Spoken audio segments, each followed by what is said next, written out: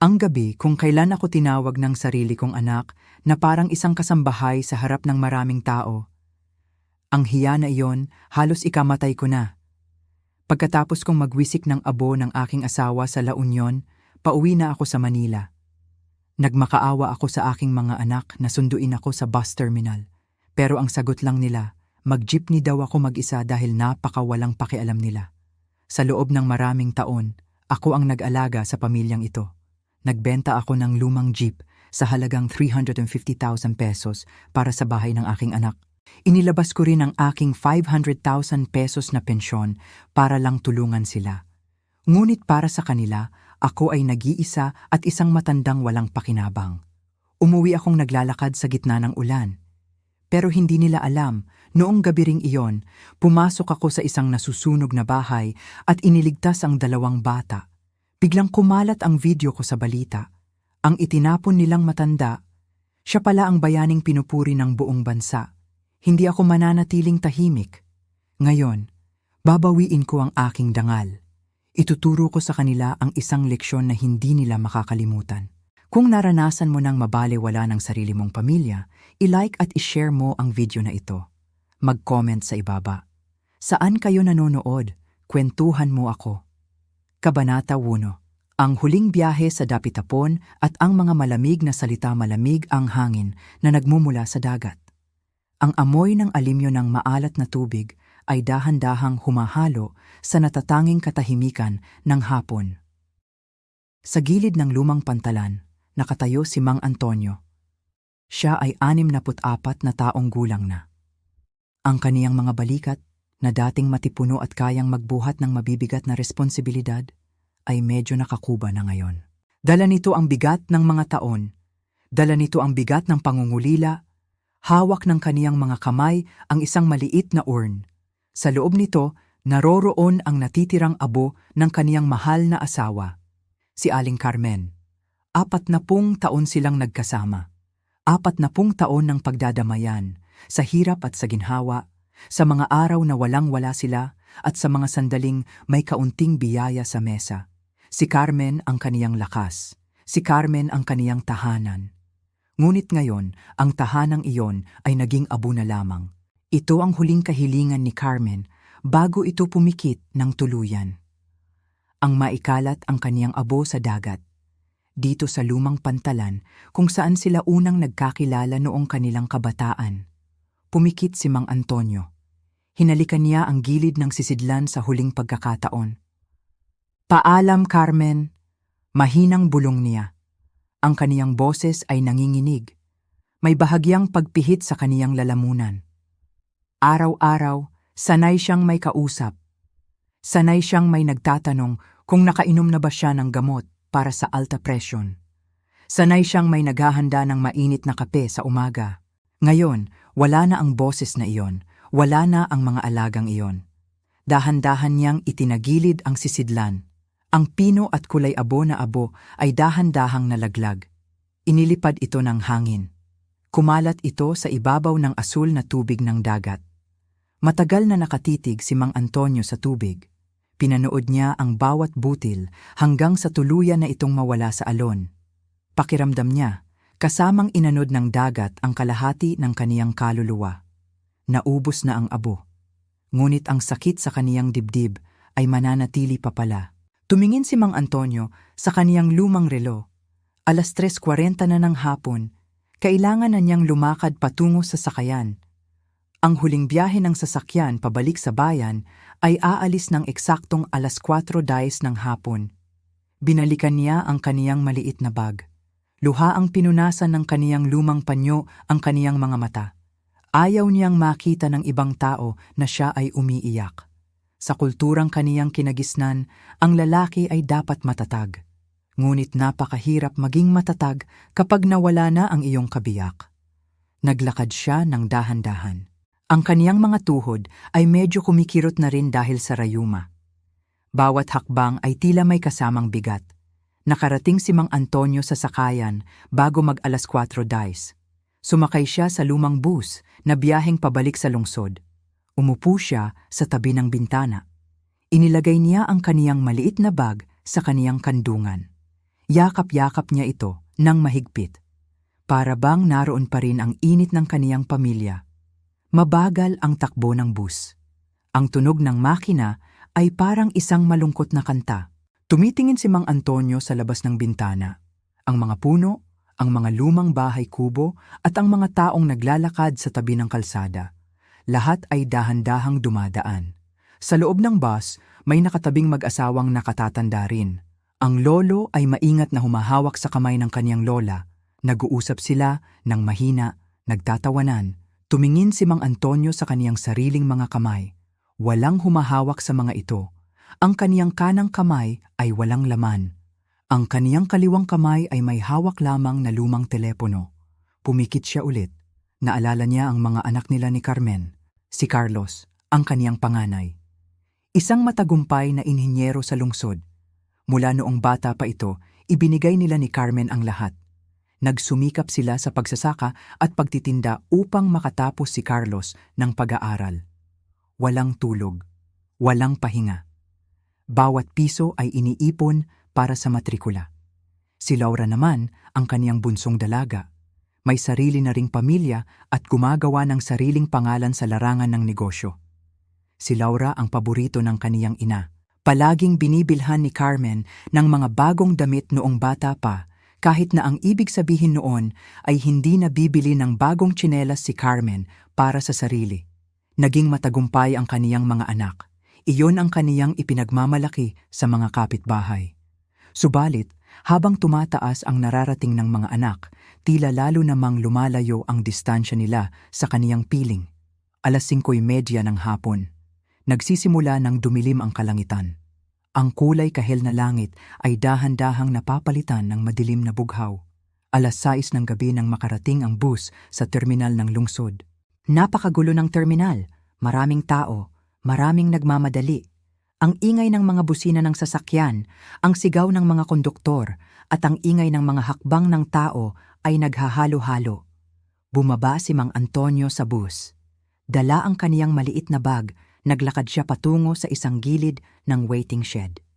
Ang malamig na hangin ng gabi ay humahampas sa kaniyang mukha. Naramdaman niya ang matinding pagod.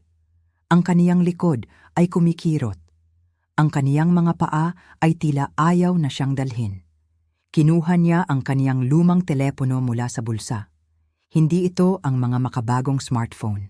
Ito ay ang lumang keypad phone na binili pa niya ilang taon na ang nakalilipas.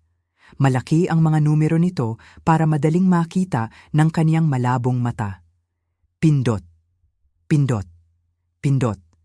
Binuksan niya ang mensahe para sa grupo ng kaniyang pamilya. Huminga siya ng malalim. Dahan-dahan niyang itinipa ang bawat letra. Mga anak, nakarating na ako sa terminal.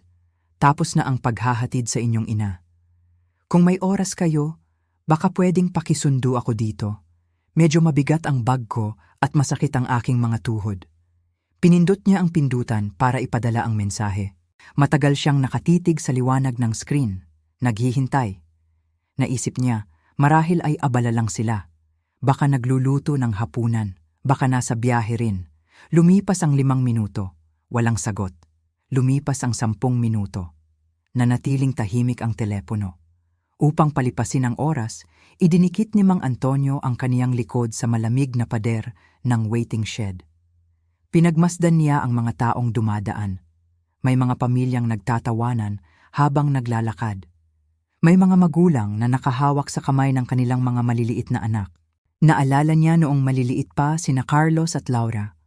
Kapag umuulan, palagi niyang bitbit ang malaking payong upang sunduin sila sa paaralan. Ayaw niyang mabasa ang kaniyang mga anak. Kahit na nababasa ang kaniyang sariling mga balikat, hindi iyon mahalaga. Ang mahalaga, ligtas at tuyo ang kaniyang mga anak.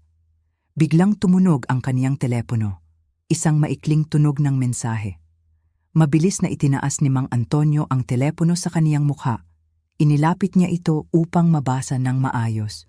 Ang unang mensahe ay mula kay Carlos, ang kaniyang panganay. Binasa niya ang mga salita sa kaniyang isip. Papa, hindi ako makakapunta. Marami akong ginagawa sa opisina. May mga babasahing papel pa ako para sa meeting bukas. Mag-grab ka na lang o mag-tricycle? Napatigil si Mang Antonio. Grab? Hindi niya alam kung paano gumamit ng mga application sa telepono. Maraming beses na niyang itinatanong iyon dati, ngunit palaging sinasabi ng kaniyang mga anak na mahirap daw iyon ipaliwanag sa nakatatanda. Bago pa man siya makasagot sa mensahe ni Carlos, tumunog muli ang telepono. Mula naman kay Laura, ang kaniyang bunsong anak. Pinasa niya ang mensahe ni Laura. Pa, bakit naman ngayon ka lang nag-message? Nakaschedule na ang dinner namin ng pamilya ko ngayon. Bakit hindi ka nagpasabi kahapon para naayos natin ang sundo? Hindi mo naman sinabi na ngayon ang uwi mo. Ang mga salita ay nakasulat lamang sa maliit na screen ng telepono. Ngunit para kay Mang Antonio, ang mga salitang iyon ay parang mga matutulis na dulo ng kutsilyo. Malamig, walang init, walang alala. Hindi man lang nagtanong ang kaniyang mga anak kung kumain na ba siya. Hindi man lang nagtanong kung kamusta ang paghahatid sa abo ng kanilang ina. Ang tanging naramdaman nila ay ang abala, ang istorbo. Tumayo ng tahimik si Mang Antonio sa gilid ng kalsada. Ang ingay ng lungsod ay tila nawala. Ang boses ng mga tao sa kaniyang paligid ay naging mahinang ugong na lamang. Nasaktan siya. Napakasakit. Hindi niya gustong maging pabigat. Kailanman ay ayaw niyang maging abala sa buhay ng kaniyang mga anak. Nagsumikap siya sa buong buhay niya upang hindi umasa kanino man. Ngunit ngayong gabi, ngayong araw kung kailan tuluyan na niyang naihatid ang kaniyang kabiyak, ang kailangan lang naman niya ay kaunting pakikiramay. Kaunting init ng pamilya. Yumuko siya. Tinitigan niya ang mga letrang nakasulat sa screen. Gusto niyang sumagot. Gusto niyang sabihin na, "Anak, masakit ang mga tuhod ko. Wala na ang nanay ninyo. Mag-isa na lang ako." Ngunit hindi niya iyon isinulat. Ayaw niyang maging dahilan ng konsensya ng kaniyang mga anak. Ayaw niyang magmukhang kaawa-awa. Inilagay niya ang kaniyang maikling daliri sa mga pindutan. Dahan-dahan siyang nag-type ng sagot. "Sige lang, walang problema, kaya ko naman." Ipinadala niya ang mensahe sa pampamilyang chat. Ilang segundo ang lumipas. Nakita niyang nabasa na nila ang mensahe. Ngunit wala nang sumagot. Walang "mag-iingat ka pa." Walang tawag ka kapag nakauwi ka na. Tahimik na pinatay ni Mang Antonio ang ilaw ng screen ng kaniyang telepono. Isinilid niya ito pabalik sa kaniyang malalim na bulsa. Inayos niya ang pagkakahawak sa kaniyang maliit na bag. Walang tricycle sa lugar na iyon na papunta sa kaniyang maliit na barangay nang hindi naniningil ng napakamahal na pamasahe. 150 piso. Ang perang natitira sa kaniyang pitaka ay kailangan pa niyang tipirin para sa kaniyang pagkain at gamot sa mga susunod na araw. "Maglalakad na lang ako," mahinang sabi niya sa sarili. Nagsimula siyang maglakad. Ang lakad ng isang matanda na walang naghihintay sa bahay. Bawat hakbang sa semento ay marahan. Ang gulong ng kaniyang maliit na bag ay lumilikha ng paulit-ulit na tunog sa kalsada. Tuk, tuk, tuk. Sa kaniyang paglalakad, naadaanan niya ang mga kabahayan sa tabi ng daan. Mula sa mga bukas na bintana ng mga bahay, naririnig niya ang mga tunog ng buhay. Naririnig niya ang kalansing ng mga plato at kutsara. Naririnig niya ang amoy ng ginisa na bawang at sibuyas.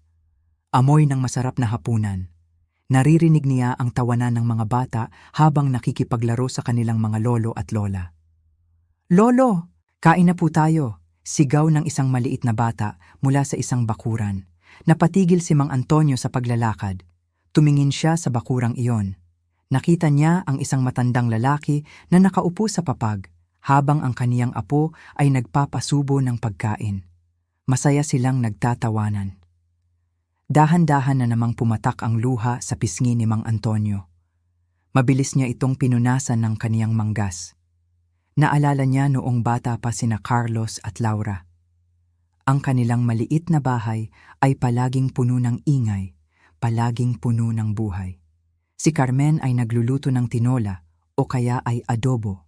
Ang mga bata ay nag-aaway sa kung sino ang makakakuha ng pinakamalaking hita ng manok. Siya naman ay nakaupo sa kaniyang paboritong upuan, nakatitig sa kaniyang pamilya ng may buong pagmamalaki. Noong mga panahong iyon, pakiramdam niya ay siya ang pinakamayamang tao sa buong mundo. Hindi dahil sa pera, kundi dahil sa pagmamahal na pumupuno sa kaniyang tahanan. Ngunit saan napunta ang lahat ng iyon? Kailan nagsimulang magbago ang lahat? Nang makatapos ba sila ng kolehiyo? Nang magkaroon ba sila ng sarili nilang mga sasakyan at malalaking bahay?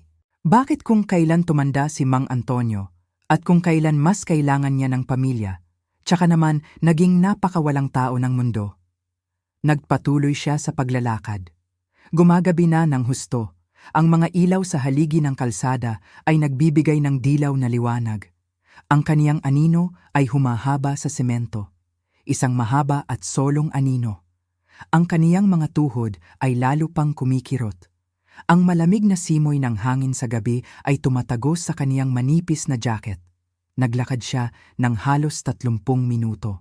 Para sa isang taong 64 na taong gulang na may aral ng buhay at may sakit sa kasukasuan, ang 30 minuto ay parang napakalayong biyahe. Sa wakas, nakarating siya sa tapat ng kaniyang lumang gate. Ang lumang pintuang gawa sa bakal na may bahagyang kalawang. Pumasok siya sa maliit na bakuran. Ang mga halaman ni Carmen sa gilid ay nagsisimula ng malanta. Wala nang nagdidilig sa mga ito sa nakalipas na ilang linggo noong nasa ospital si Carmen. Nakatayo si Mang Antonio sa tapat ng kaniyang pinto. Kinuha niya ang susi mula sa kaniyang bulsa. Medyo nanginginig ang kaniyang kamay habang ipinapasok ang susi sa trangka. Lek! Bumukas ang pinto. Ang kaniyang salubong ay hindi ang amoy ng masarap na hapunan. Hindi rin ang boses ng kaniyang asawa. Ang sumalubong sa kaniya ay ang purong dilim. At ang isang napakabigat na katahimikan. Pumasa siya sa loob at isinaradong dahan-dahan ang pinto.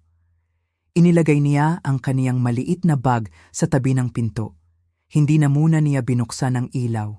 Hinihintay niya na masanay ang kaniyang mga mata sa kadiliman. Dito, sa gitna ng malamig at tahimik na bahay, tuluyang napaupo si Mang Antonio sa lumang sopa. Inilagay niya ang kaniyang 2 kamay sa kaniyang mukha.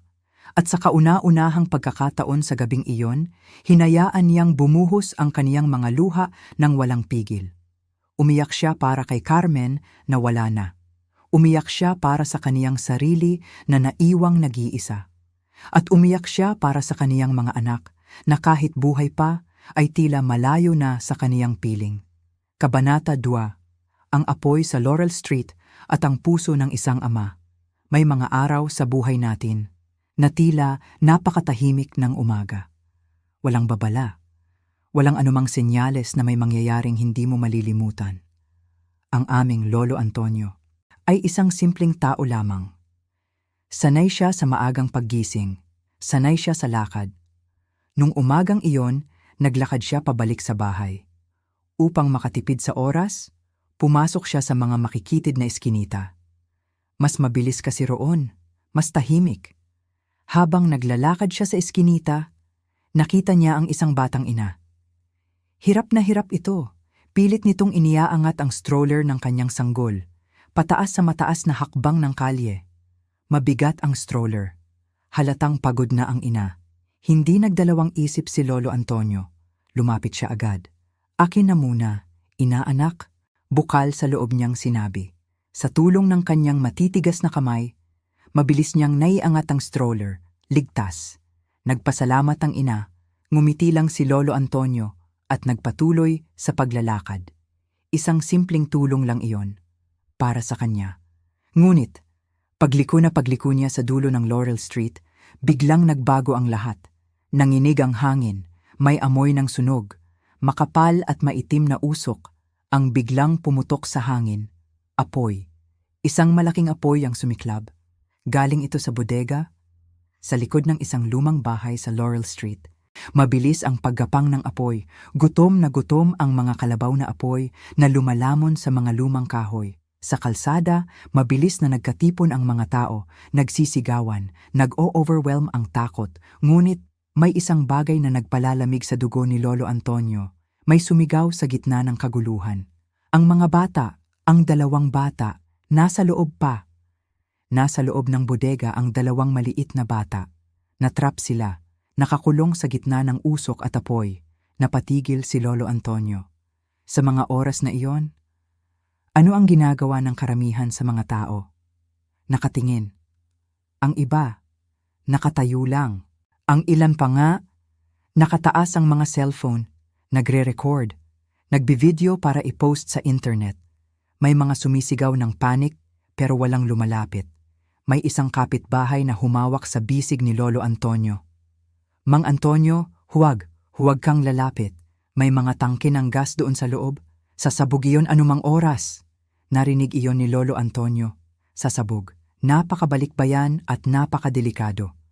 Pero sa isip ni Lolo Antonio, hindi ang sarili niyang buhay ang lumabas.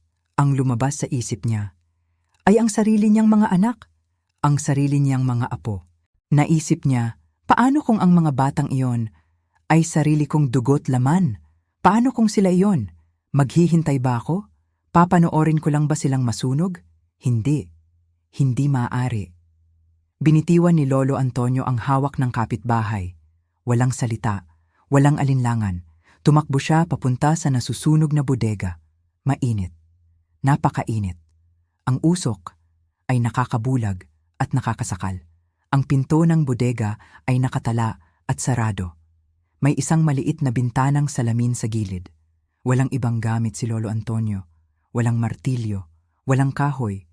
Kaya ginamit niya ang sarili niyang kamay. Isang malakas na hampas. Plak! Binasag niya ang salamin gamit ang kanyang siko at kamao. Nabasag ang salamin, yumugyog ang frame. Naramdaman niya agad ang matalas na sakit. Napunit ang balat sa kanyang braso. Umagos ang mainit na dugo. Lalong tumulo ang dugo habang iginagalaw niya ang kanyang kamay. Aray! Napakasakit! Napakasakit ng sugat. Ang dugo ay patuloy sa pag-agos. Pero hindi iyon inisip ni Lolo Antonio. Wala siyang pakiramdam sa sakit sa mga sandaling iyon. Ang tanging nasa isip lang niya ay ang boses ng mga bata. Tulong! Tulong po! Doon sa loob, naririnig niya ang iyak ng dalawang maliit na bata. Lumalabo na ang boses nila dahil sa usok. Gumawa ng paraan si Lolo Antonio. Inabot niya ang lock mula sa loob sa pamamagitan ng binasag na bintana. Binuksan niya ang pinto. Pumasok siya sa gitna ng makapal at nakalalasong usok. Maitim ang paligid. Walang makita. Sumasakit ang kanyang mga mata. Hinihingal ang kanyang dibdib sa bawat paghinga. Ang usok ay parang kutsilyong sumasaksak sa kanyang baga. Umuubo siya ng matindi. Ehem! Ehem! Dapa siya sa sahig. Gumapang siya dahil alam niya sa ibaba mas may kaunting hangin. Nasaan kayo mga anak? Sigaw niya sa gitna ng ubo. Nasaan kayo? Sa dulo ng silid, sa ilalim ng isang lumang lamesa, nakita niya ang dalawang maliit na bata. Magkayakap, nanginginig sa takot, umiiyak at puno ng uling ang mga mukha. Nandito na si Lolo, bulong niya sa kanila. Nandito na ako. Binuhat niya ang dalawang bata, isang bata sa kanang bisig, isang bata sa kaliwang bisig. Mabigat, lalo na't sugatan ang kanyang braso. Bawat galaw ay nagdudulot ng matinding sakit sa kanyang sugat. Kumakalat ang dugo sa damit ng bata, pero pilit siyang tumayo. Buong lakas siyang tumakbo pabalik sa pintuan. Apoy sa kaliwa, apoy sa kanan. May mga natutupok na kahoy na nahuhulog sa kanyang paligid. Huling hirit ng lakas. Tumalon si Lolo Antonio palabas ng bodega. Bit-bit ang dalawang bata. Pagkapalabas niya, isang napakalakas na pagsabog ang narinig mula sa loob ng bodega. Boom! Sumabog ang tangke ng gas. Ang apoy ay lumabas sa mga bintana. Ang init ay lumipad sa kalsada. Isang segundo lang ang distansya ng buhay at kamatayan. Kung nag-atubili siya ng kahit isang segundo lang, lahat sila ay wala na ngayon. Bumagsak si Lolo Antonio sa damuhan. Hinihingal. Duguan ang braso. Maitim ang mukha sa uling. Ngunit ang dalawang bata ay ligtas. Umiiyak sila, pero walang malubhang sugat. Ligtas sila. Nagtakbuhan ang mga tao. Niyakap ng mga magulang ang kanilang mga bata. Nagsimula nang dumating ang mga bombero at ambulansya. Lumapit ang mga tao kay Lolo Antonio. May mga umiiyak sa pasasalamat. May mga nag-aabot ng tubig at pimpo. Tiningnan ni Lolo Antonio ang kanyang sugatang braso. dumadaloy pa rin ang dugo, hinihingal pa rin siya. Tumingin siya sa langit, sa kabila ng sakit ng sugat, at ng matinding usok sa kanyang baga, ngumiti ang matanda, isang tahimik na ngiti. Dahil sa araw na iyon, sa Laurel Street, hindi siya nagdalawang isip. Ginawa niya ang dapat gawin ng isang tunay na tao, ng isang tunay na ama. Kabanata 3, ang katotohanan sa telebisyon at ang mga nawawalang tawag tahimik, ang paligid ng dumating ang mga pamaskong ilaw ng ambulansya at truck ng pambomba ng sunog. Ang mga pulang ilaw ay paulit-ulit na umiikot, nagbibigay ng kakaibang kulay sa madilim na gabi. Sa gitna ng gulo, may isang pulis na lumapit kay Lolo Antonio. Hinawakan niya ng maingat ang balikat ng matanda at sa isang malumanay na boses, sinabi niyang iuuwi na niya ito sa kaniyang bahay. Nang makatapak si Lolo Antonio sa loob ng kaniyang tahanan, bumalot agad ang malamig na katahimikan. Ang bahay na dating puno ng halakhak at amoy ng masarap na pagkain ay tila isang malaking kuweba na walang laman. Naiwan siyang mag-isa sa gitna ng kadiliman. Lumamig ang simoy ng hangin mula sa bintana. Lumakad siya ng mabagal patungo sa sala at doon hindi na niya napigilan ang kaniyang sarili. Napaluhod ang matanda sa tabi ng lumang sofa. Ang mga luha na matagal niyang pinipigilan ay tuluyang umagos. Umiyak siya ng tahimik. Umiyak siya dahil sa labis na pangungulila sa kaniyang mahal na asawa na kakapanaw lamang. Ang sakit sa kaniyang dibdib ay napakabigat, tila isang malaking batong nakapatong sa kaniyang puso. Samantala, sa labas ng kaniyang tahimik na mundo, may isang malaking bagyo na nabubuo sa internet. Ang video ng kaniyang pagtulong sa aksidente ay mabilis na kumalat sa Facebook at TikTok. Milyon-milyong tao ang nakakita sa isang matandang lalaki na may puting buhok, walang takot na tumakbo patungo sa nag-aapoy na sasakyan para iligtas ang isang batang walang malay. Pagdating ng 10:00 ng gabi, ang kwento ni Lolo Antonio ay naging pangunahing balita na sa malalaking istasyon ng telebisyon sa buong Pilipinas. Sa kabilang dako ng lungsod, sa isang modernong kondo sa Makati, nakaupo si Carlos sa harap ng kaniyang malaking telebisyon. Hawak niya ang isang tasa ng mainit na kape, subalit biglang nabitawan niya ito nang makita ang mukha ng kaniyang ama sa screen. Ang kaniyang ama. Ang kaniyang matandang ama na kalalabas lang mula sa sementeryo para sa huling gabi ng lamay ng kaniyang ina. Hindi makapaniwala si Carlos. Nanlamig ang kaniyang mga kamay habang nakatitig sa balita. Ang taong nasa telebisyon, ang taong tinatawag ng tagapagbalita na isang dakilang bayani, ay ang kaniyang sariling ama. Sa isa pang bahagi ng Maynila, sa Quezon City, napasigaw rin ang kaniyang kapatid na si Laura. Nakatayo siya sa harap ng TV habang hawak ang kaniyang dibdib. Hindi siya makahinga ng maayos. Ang kaniyang ama, si Lolo Antonio, ay naging usap-usapan na ng buong bansa. Sina Carlos at Laura ay agad na humawak sa kaniyang mga telepono. Nag-aalala sila, natatakot sila, naguguluhan sila. Nagsimulang tumunog ang telepono ni Lolo Antonio. Isang tawag, 2 tawag, 5 tawag. Sumunod ay 10, 20, hanggang sa umabot sa higit 40 tawag ang dumarating sa kaniyang lumang cellphone. Paulit-ulit na nag-vibrate ang telepono sa ibabaw ng wooden table sa sala. Subalit, si Lolo Antonio ay hindi na ito naririnig. Dahil sa labis na pagod ng kaniyang katawan at sa bigat ng kaniyang emosyon, naipatay na niya ang tunog ng kaniyang telepono. Nakahiga na siya sa kaniyang kama, nakapikit ang mga mata at tuluyang nakatulo ang laway sa sobrang antok. Nakatugna ang matanda. Walang alam sa gulo na nangyayari sa labas. Walang alam na sa gabi na iyon, ang kaniyang pangalan ay isinisigaw na ng buong bansa bilang isang totoong bayani. Ang pag-uwi sa tahanan na walang ilaw.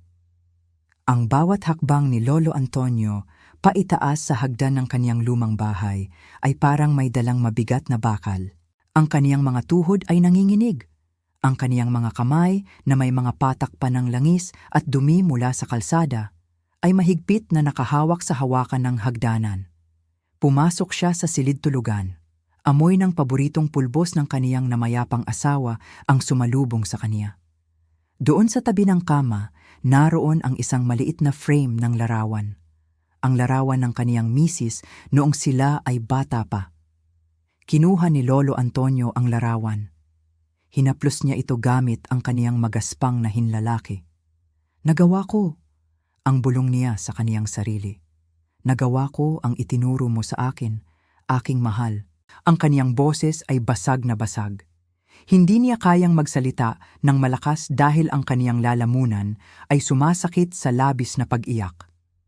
Sa kaniyang isip, pumasok ang mga alaala noong buhay pa ang kaniyang asawa. Naisip niya ang mga araw na palagi itong nagpapaalala sa kanya na maging mabuti sa kapwa. Palagi nitong sinasabi sa kanya na ang buhay ay hiram lamang mula sa Panginoon at ang tanging maiiwan natin sa mundong ito ay ang ating kabutihan. Sana ay nakikita mo ako mula dyan sa langit, muling bulong ng matanda. Sana ay proud ka sa akin. Inilagay niya ang larawan sa kaniyang dibdib. Humiga siya sa gitna ng malaking kama. Ang kama na iyon ay napakalaki para sa isang taong nag-iisa. Ang kumot ay malamig. Ang unan sa kaniyang tabi ay walang laman. Pikit ang mga mata, hinayaan niyang bumagsak ang kaniyang mga eyelids.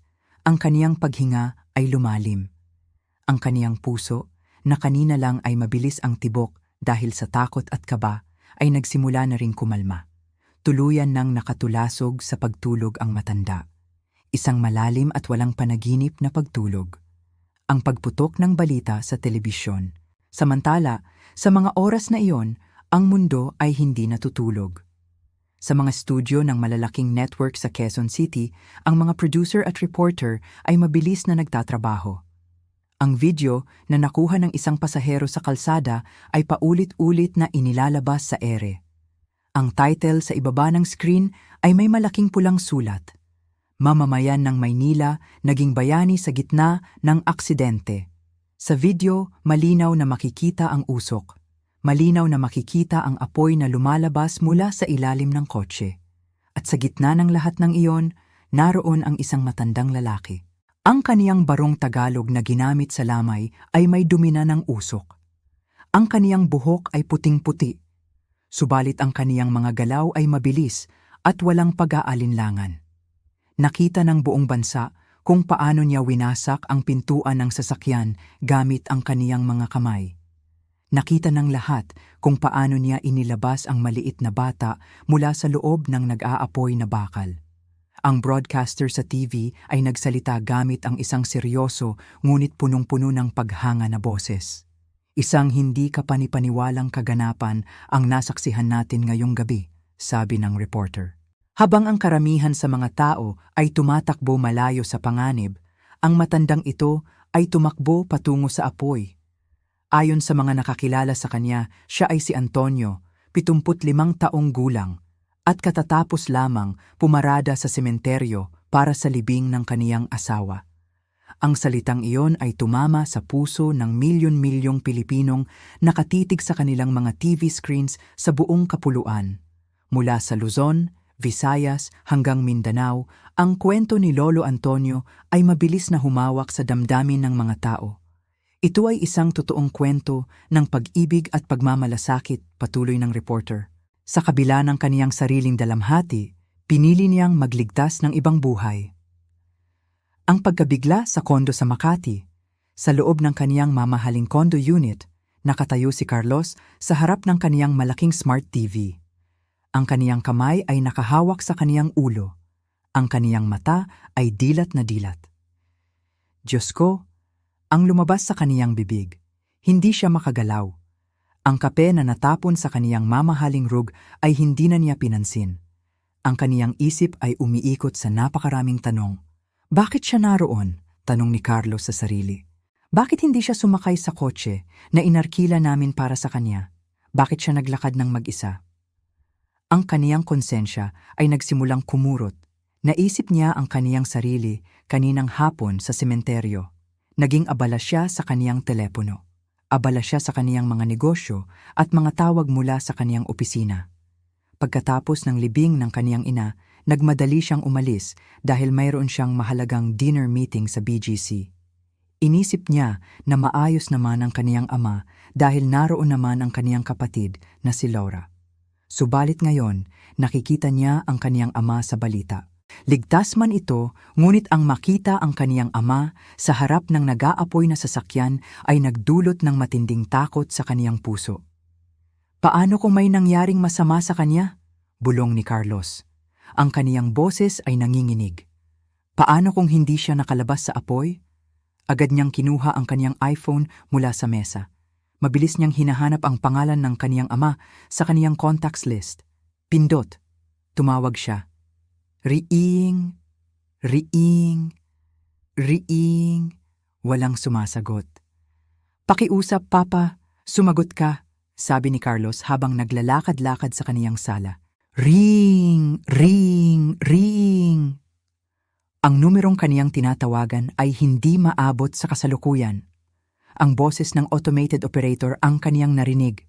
Mabilis niyang ibinaba ang telepono at muling pinindot ang dial button. Isa pa, dalawa pa, tatlo pa, walang sumasagot. Ang pag-aalala sa Quezon City. Sa kabilang dako naman ng lungsod, sa bahay ni Laura sa Quezon City, ang kapaligiran ay puno rin ng takot at pag-aalala. Nakatayo si Laura sa gitna ng kaniyang kusina. Ang kaniyang mga anak ay nakatitig din sa TV sa sala. Mama, si Lolo yon sa balita. Sigaw ng kaniyang panganay na anak. Mabilis na tumakbo si Laura patungo sa sala. Nang makita niya ang video ng kaniyang ama na nakikipaglaban sa usok at apoy, napatakip siya ng kaniyang bibig. Ang kaniyang mga mata ay napuno agad ng luha. Papa, ang tanging nasabi niya. Naisip ni Laura ang kaniyang mga huling salita sa kaniyang ama kaninang hapon. Pagkatapos ng libing ng kaniyang ina, nagmadali rin siyang umuwi dahil kailangan niyang asikasuhin ang kaniyang mga anak na mag-aaral pa para sa exam sa paaralan. Inisip niya na kasama ng kaniyang kapatid na si Carlos ang kaniyang ama. Naiwan nilang dalawa ang kanilang matandang ama. Naiwan nila itong mag-isa sa araw na nawalan ito ng kaisang dibdib sa loob ng higit 50 taon. Anong ginawa natin? Tanong ni Laura sa kaniyang sarili habang umiiyak. Paano natin siya naisipang iwanan ng ganun-ganun na lamang? Mabilis ding kinuha ni Laura ang kaniyang cellphone. Ang kaniyang mga daliri ay nanginginig habang pinipindot ang numero ng kaniyang ama. Pindot. Tumawag siya. Walang sagot. Subukang muli. Tumawag ulit. Walang sagot. Nagsimula siyang magdial ng paulit-ulit. 10 beses, 15 beses, 20 beses. Ang kaniyang puso ay pumapalo ng mabilis. Ang kaniyang pag-aalala ay nagiging matinding takot. Paano kung nasaktan ang kaniyang ama? Paano kung nasa ospital ito at walang kasama? Paano kung bumagsak ang katawan nito dahil sa usok na kaniyang nalanghap? Sa kalagitnaan ng kaniyang pagtawag, biglang pumasok ang isang tawag sa kaniyang linya. Si Carlos. Mabilis na sinagot ni Laura ang tawag. Carlos! Sigaw ni Laura. Nakikita mo ba ang balita? Tumatawag ka ba kay Papa? Bakit hindi niya sinasagot ang kaniyang telepono? Hindi ko rin alam, Laura, sagot ni Carlos. Ang boses ng kaniyang kapatid ay puno rin ng takot. Kanina pa ako tumatawag sa kanya. Higit 20 beses na akong tumawag. Walang sumasagot. Nasaan ka ba ngayon? Nandito ako sa bahay, sagot ni Laura habang pinupunasan ang kaniyang mga luha. Akala ko kasama mo siya kanina matapos ang libing. Akala ko rin ay kasama mo siya. Galit na sagot ni Carlos, ngunit ang galit na iyon ay galit sa kaniyang sarili. Diyos ko, Laura, naiwan natin si Papa na mag-isa. Nagkaroon ng maikling katahimikan sa linya. Ang dalawang magkapatid, na kapwa mayayaman at abala sa kani-kanilang mga buhay sa Maynila, ay sabay na naramdaman ang matinding hiya at pagsisisi. Pumunta tayo sa bahay ni Papa, sabi ni Carlos. Pupuntahan ko siya ngayon din.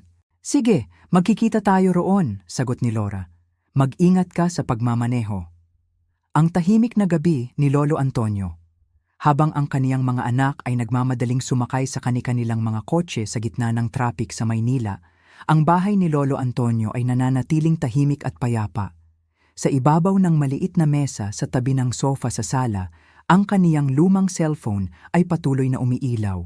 Bzz, bzz, bzz. Ang screen ng telepono ay nagpapakita ng mga missed calls. Missed call mula kay Carlos, 23. Missed call mula kay Laura, 21. Ang maliliit na ilaw mula sa screen ng telepono ay nagbibigay ng kaunting liwanag sa madilim na sala sa tuwing may darating na bagong tawag. Subalit ang tunog nito ay nakatago. Walang naririnig na ringtone, walang naririnig na alarm. Sa loob ng silid-tulugan, si Lolo Antonio ay tahimik na nakahiga. Ang kaniyang paghinga ay pantay at malalim. Sa kaniyang panaginip, wala ang apoy. Wala ang usok ng nag-aapoy na kotse. Wala ang ingay ng mga sirena ng pulis at ambulansya. At lalong wala ang mga ilaw ng telebisyon at mga kamera ng mga reporter. Sa kaniyang panaginip, naroon siya sa isang malaking bakuran sa kaniyang probinsya sa probinsya ng Laguna. Naroon ang kaniyang asawa, nakatayo sa ilalim ng punong mangga, nakangiti sa kaniya habang may hawak na 2 tasa ng mainit na tsokolate. Ang kaniyang mukha na puno ng mga kulubot dahil sa katandaan at sa mga pagsubok ng buhay ay mukhang payapa. Isang maliit na ngiti ang lumabas sa kaniyang mga labi habang siya ay natutulog. Hindi niya alam na sa labas ng kaniyang pinto, ang mundo ay nagbago na. Hindi niya alam na ang kaniyang simpleng pagtulong sa isang kapwa sa kalsada ay nagmarka na sa puso ng libu-libong tao. Para kay Lolo Antonio, ginawa lamang niya ang dapat gawin ng isang mabuting tao. Ginawa lamang niya ang kung ano ang tama. Ang kaniyang lumang jacket na may amoy pa ng usok ay nakasabit sa likod ng pinto ng kaniyang kwarto. Ang kaniyang mga sapatos na may dumi pa ng putik at abor ay nakatabi sa ilalim ng kama. At sa ibabaw ng mesa sa sala, ang telepono ay muling umilaw. Missed call mula kay Carlos, 24. Subalit ang gabi ay patuloy na lumalalim.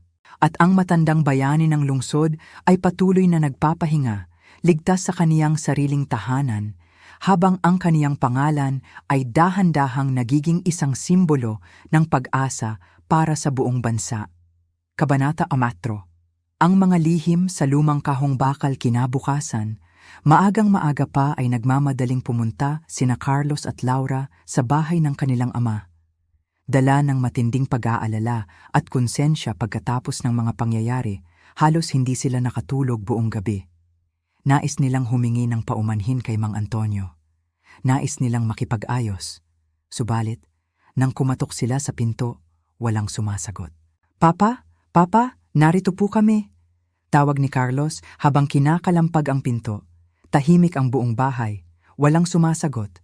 Pinalad silang mahanap ang ekstrang susi sa ilalim ng lumang basahan sa bakuran. Dahan-dahan nilang binuksan ang pinto.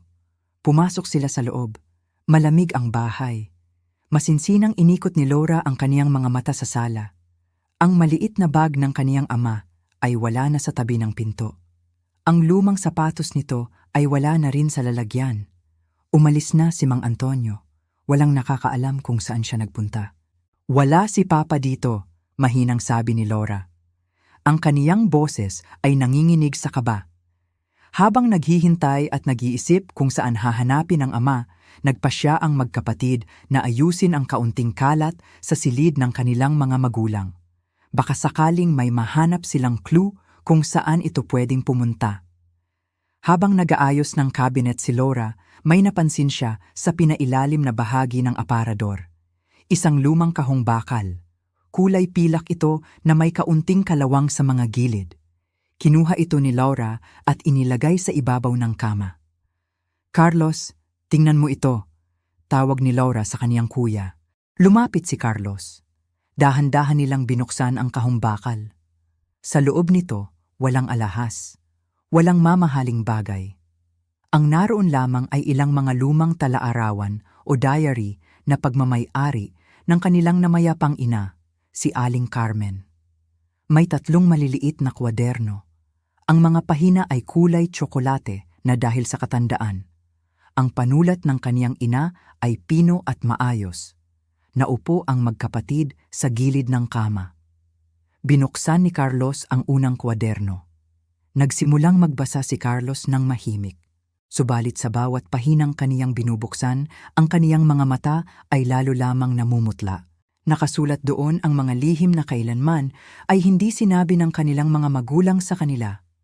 Isang sulat noong 5 taon ang nakalipas ang pumukaw sa kanilang pansin. Isinulat ito ni Aling Carmen noong mga panahong kakabili pa lamang ni Carlos ng kaniyang bagong bahay sa lungsod. Binasa ni Carlos ang nakasulat. Ngayong araw, ibinenta ng aking kabiyak na si Antonio ang kaniyang paboritong pangingisdang bangka. Iyon ang bangkang kaniyang pinaghirapan ng maraming taon. Ang bangkang iyon ang kaniyang kaligayahan sa tuwing umaga. Ngunit nang sabihin ng aming panganay na si Carlos na kulang ang kaniyang pera para sa pambayad sa paunang hulog ng kaniyang bagong bahay, hindi nag-atubili si Antonio. Ibinenta niya ang bangka sa murang halaga upang maipadala agad ang 300,000 piso kay Carlos. Pagka-uwi niya sa bahay, nakiusap siya sa akin na huwag itong babanggitin kay Carlos. Ayaw niyang mag-alala ang aming anak. Ayaw niyang maramdaman ni Carlos na may utang na loob ito sa amin. Napatigil si Carlos sa pagbabasa. Napawak siya sa kaniyang ulo. Naalala niya noong mga panahong iyon. Bigla na lamang nagpadala ng pera ang kaniyang ama. Ang akala ni Carlos noon ay pera iyon mula sa mga naipon sa bangko. Hindi niya kailanman naisip na ibinenta pala ng kaniyang ama ang pinakamamahal nitong pangingisdang bangka. Diyos ko, bulong ni Carlos. Ang luha ay dahan-dahang pumatak mula sa kaniyang mga mata. Inilipat ni Laura ang pahina sa kasunod na kwaderno. Ang sulat ay noong 3 taon ang nakalipas. Ito naman ang panahon kung kailan dumaan sa matinding krisis sa buhay si Laura. Nagkaroon siya ng malaking problema sa kaniyang hiwalayan sa asawa at kinailangan ng napakalaking halaga para sa abogado. Binasa ni Laura ang nakasulat. Umiyak ngayong gabi si Antonio habang nakatingin sa kaniyang mga dokumento sa pensyon. Inilabas niya ang lahat ng kaniyang naipong pera para sa kaniyang pagre-retiro.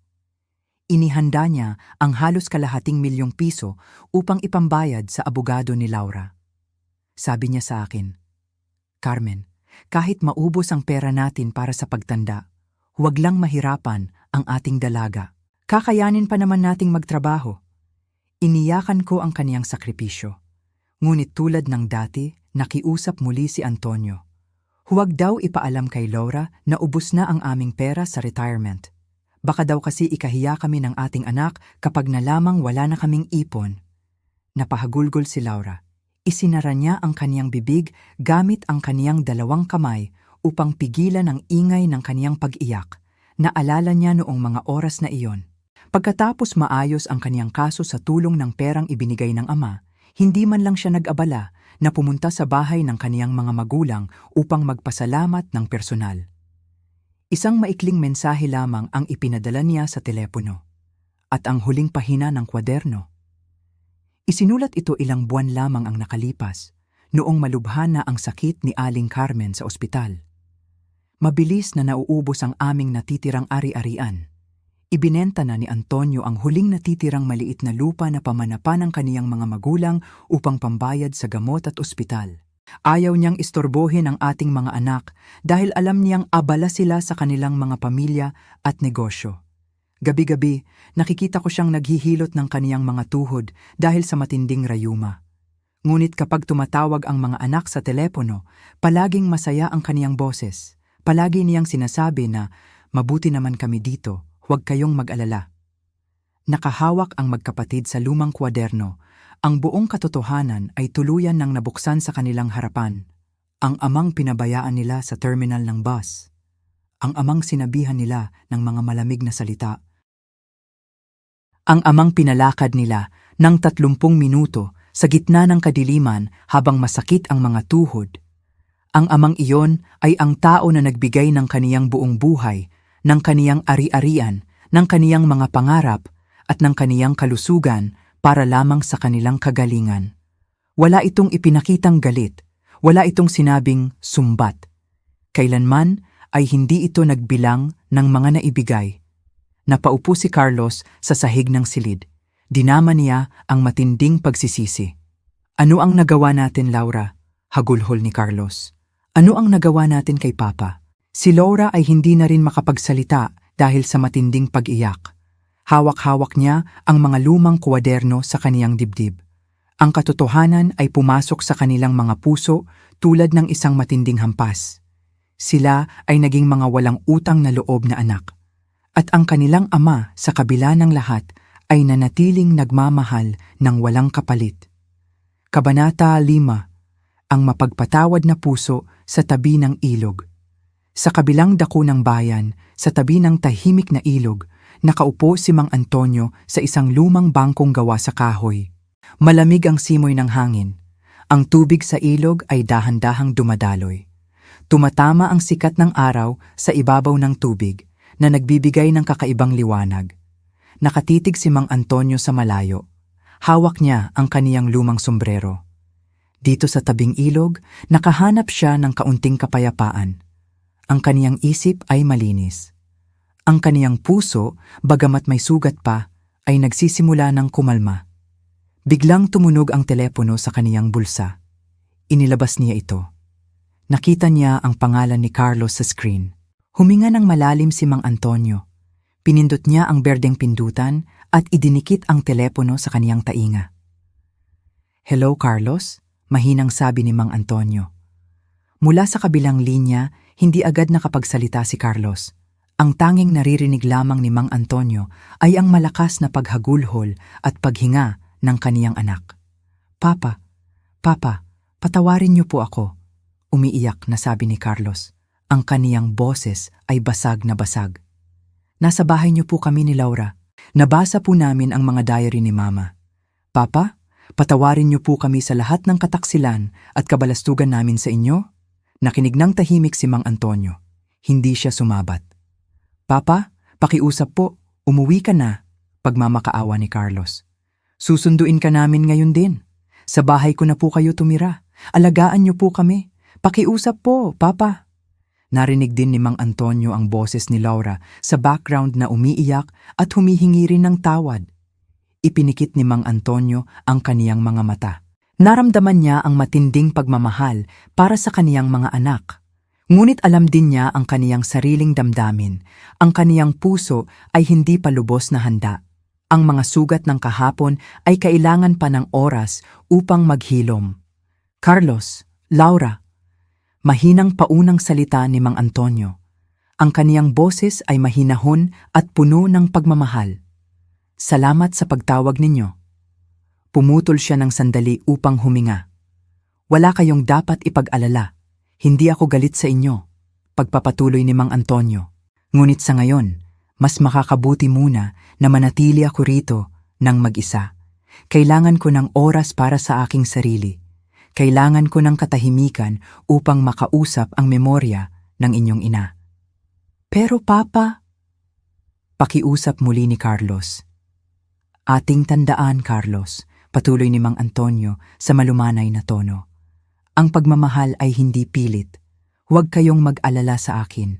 Mabuti ang lagay ko dito sa tabing ilog. Ang kailangan lang natin ngayon ay kaunting panahon. Hayaan muna natin ang oras ang maghilom sa ating mga puso." Mahinahon ngunit matatag ang kaniyang pananalita. Naintindihan ni Carlos na hindi pa ito ang tamang panahon upang pilitin ang ama. Nagpaalam sila ng may matinding galang at pagmamahal.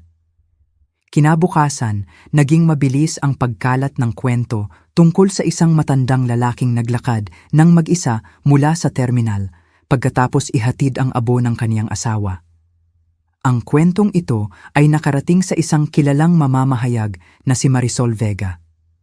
Nahanap ni Marisol Vega si Mang Antonio habang nakaupo ito sa bakuran ng kaniyang bahay. May kasamang kameraman ang mamamahayag. Nais nilang kunin ang panayam ng matanda para sa isang pambansang palabas sa telebisyon. "Magandang umaga po, Mang Antonio," pagbati ni Marisol Vega. "Nakarating po sa amin ang kwento ng inyong paglalakbay noong isang gabi mula sa terminal ng bus. Marami pong tao ang nagalit sa inyong mga anak noong malaman nilang hindi kanila sinundo sa kabila ng inyong edad at kalagayan." Tumingin ang mamamahayag sa mukha ng matanda. Inaasahan niyang makakarinig siya ng mga salita ng pagtatampo, galit o panunumbat laban sa mga anak. Inilapit ng mamamahayag ang mikropono sa bibig ni Mang Antonio. Tumingin si Mang Antonio sa kamera. Ang kaniyang mga mata ay malinaw. Ang kaniyang mukha ay walang bakas ng kahit anong galit o kapaitan. Huminga siya ng malalim bago magsalita. "Naku ma'am," simula ni Mang Antonio. Ang kaniyang boses ay kalmado at napakagiliw. "Huwag po ninyong sasabihin iyan tungkol sa aking mga anak." Napahinto ang mamamahayag sa kaniyang tanong. "Ang aking mga anak na sina Carlos at Laura ay mabubuting bata," pagpapatuloy ni Mang Antonio habang nakangiti ng bahagya. "Marami lang po silang kailangang asikasuhin sa kanilang mga buhay. May mga trabaho sila, may mga sarili na rin silang pamilya na pinapakain at inaalagaan. Napakarami nilang isipin at alalahanin araw-araw." Inayos ni Mang Antonio ang pagkakahawak sa kaniyang mga kamay. "Hindi po nila kasalanan ang nangyari. Ako po ang hindi nagpasabi ng maayos na uuwi ako sa ganoong oras. Ang mga anak ko ay nagsumikap upang maging matagumpay sa buhay. Ipinagmamalaki ko sila ng lubos. Huwag po natin silang sisihin." Walang bahid ng pagsisinungaling ang kaniyang mga mata. Ang kaniyang mga salita ay nanggaling mula sa pinakamalalim na bahagi ng puso ng isang ama. Isang amang handang protektahan ang kaniyang mga anak mula sa pambabatikos ng buong mundo, kahit na siya mismo ang nasaktan. Natigilan ang mamamahayag na si Marisol Vega. Hindi niya inasahan ang ganoong klaseng tugon. Ang kadakilaan ng puso ng matanda ay mabilis na humawak sa kaniyang damdamin. Ipinalabas ang panayam na iyon sa telebisyon at sa mga pampublikong pahina sa internet noong gabing iyon. Mabilis itong kumalat sa buong bansa. Milyon-milyong mga Pilipino ang nakapanood sa maikling video ni Mang Antonio. Ang kaniyang mga simpleng salita, ang kaniyang kawalan ng galit, at ang kaniyang dakilang pagmamahal sa kaniyang mga anak ay pumutok sa puso ng bawat nakapanood. Maraming mga anak ang napaiyak at mabilis na tumawag sa kanilang sariling mga magulang upang kumustahin ang mga ito. Maraming mga nakatatanda ang nakaramdam ng malaking pag-asa at karangalan dahil sa mga ipinakitang asal ni Mang Antonio. Ang simpleng pahayag ng isang amang naglalakad sa kadiliman ay naging isang malakas na liwanag na nagpaalala sa buong bansa tungkol sa totoong kahulugan ng pagmamahal ng isang masgulang. Isang pagmamahal na walang hinihinging kapalit, walang pagtatanim ng galit at palaging handang magpatawad. Kabanata 6. Ang usapan sa lumang bahay kagabi. Nang umuwi si Lolo Antonio sa kanilang lumang bahay, nakita niya ang isang bagay na matagal na niyang hindi nakikita. Nakaupo roon sina Carlos at Laura. Naghihintay sila sa sahig ng beranda. Walang kibo, nakatitig lang sa kadiliman. Tahimik na pumasok si Lolo Antonio. Inanyayahan niya ang dalawa sa mesa. Ang lumang mesang gawa sa kahoy, kung saan sila dating sabay-sabay na kumakain noong maliliit pa ang mga bata. Doon, sa ilalim ng malamlam na ilaw, nagkaharap silang tatlo. Hinarap nila ang mga sugat ng nakaraan, mga sugat na matagal ding itinago at iniiwasan. Tumingin si Carlos sa kanyang ama. Puno ng hiya ang kanyang mga mata. Bukal sa loob niyang tanong. Bakit? Bakit hindi mo kami ipinahiya sa telebisyon? Bakit itinago mo pa rin ang lahat ng sakripisyo mo para sa amin? Yumuko rin si Laura. Luhaan ang kanyang mga pisngi. Dapat ay sinabi mo sa buong mundo kung gaano kaming walang kwentang mga anak. Umihip ang malamig na hangin sa labas ng bintana. Tumingin si Lolo Antonio sa dalawa niyang anak. Ang kanyang boses ay napakalambing, napakatanda, pero puno ng pagmamahal. Mga anak, bulong ng matanda, natahimik ang silid. Mga anak, muling pag-uulit ni Lolo Antonio sa kanyang isip. Ang pampublikong kahiyaan, sabi niya. Ang pagpahiya sa inyo sa harap ng ibang tao ay hindi kailanman makakagamot sa ating mga sugat. Hindi niyan maipapaayos ang ating pamilya. Huminto siya sandali, huminga ng malalim. Ang gusto ko lang, patuloy ng matanda. Gusto ko lang na ingatan ang inyong dangal. Gusto kong irespeto ninyo ang inyong mga sarili. Dahil kahit ano pa ang mangyari, kayo ay mga anak ko. Dugo't laman ko kayo. Nang marinig yon ni na Carlos at Laura, pumutok ang kanilang mga dibdib sa labis na kalungkutan at pagsisi. Yumakap si Carlos sa kanyang ama. Sumunod si Laura. Niyakap nila ng mahigpit ang matanda. Umiyak silang tatlo. Mga luhang puno ng pag-unawa. Mga luhang puno ng pagpapatawad. Sa lumang bahay na iyon, nagbalik ang init ng isang tunay na pamilya. Kabanata 8. Ang bagong simula at aral ng buhay. Pagkaraan ng ilang araw, naglakbay silang tatlo. Lumabas sila ng lungsod at pumunta sa dalampasigan. Sa tabing dagat, kung saan dating isinaboy ang abo ng kanilang ina, tumayo sina Carlos at Laura. Malakas ang hangin ng dagat, masarap ang amoy ng asin, sa harap ng malawak na karagatan, humingi sila ng tawad sa kanilang ina. Isang taos pusong humingi ng tawad. Pinanood ni Lolo Antonio ang kanyang mga anak mula sa likuran. Ngumiti siya. Pakiramdam niya, naging payapa na rin ang kaluluwa ng kanyang mahal na asawa. Mula sa araw na iyon, unti-unting nagbago ang lahat. Nagbago ang takbo ng kanilang buhay. Hindi na nakakalimot si Carlos. Tuwing Martes ng hapon, palagi siyang dumadalaw kay Lolo Antonio. Nagdadala siya ng merienda. Nagkukwentuhan sila tungkol sa trabaho at buhay. Si Laura naman, tuwing linggo ng tanghali, palagi siyang pumupunta sa bahay.